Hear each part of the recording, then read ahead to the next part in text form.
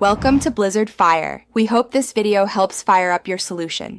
You'll start by confirming accounts and permissions so sync can run uninterrupted.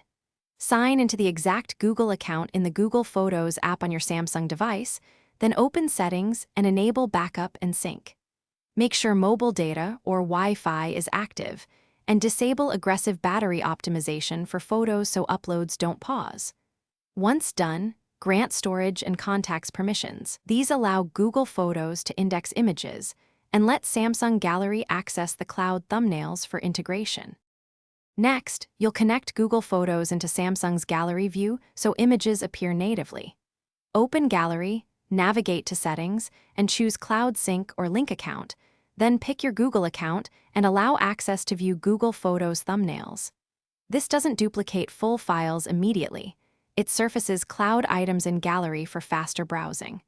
Make sure to select specific folders or shared albums you want visible, because limiting folders reduces sync traffic and prevents clutter in your local Gallery view.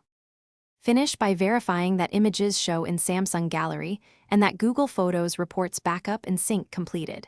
If items don't appear, force a manual sync.